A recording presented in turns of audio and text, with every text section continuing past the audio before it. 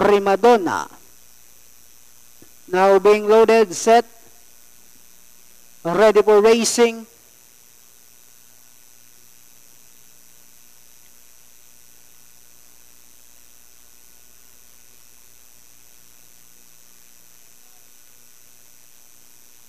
Racing just is started with Balkan Lady rushing upon the outside to take the lead. Pax Britannica, Prima Donna, isang kahig, isang tuka, Storm Apo, then comes Director's Diva. Next on Ladies, Casablanca, Aspire Magic, Hit, while Battle Creek is the early trailer by about 12 lengths of the leader. And going along for the first turn, we have the fast stepping Balkan Lady on its favorite position as the pace setter, enjoying a 3 lengths lead. Right behind in second is Pax Britannica. 4 lengths back in third comes Storm Apo. Moving upon the outside, Prima Donna, isang kahig, isang tuka. In between horses, then comes Director's Diva. Aspire Magic comes next.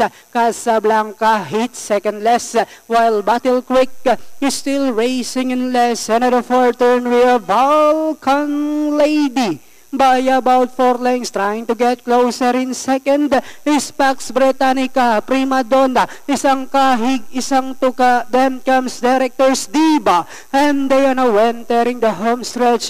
We have Balkan Lady enjoying a 4 lengths lead, and in second is Pax Britannica, then followed over by number 2A, and this one is Prima Donna. Last 100 meters, we have Balkan Lady now strides away, and finally Balkan Lady as the program opener.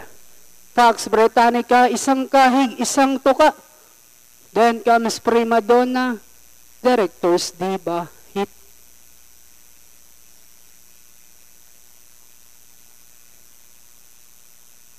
Numero 8, Balkan Lady, banderang tapos dito sa ating unang karera.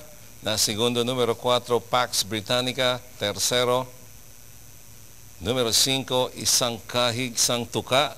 Then Prima Donna, papasok sa inyong pentapekta. Numero 1, Direct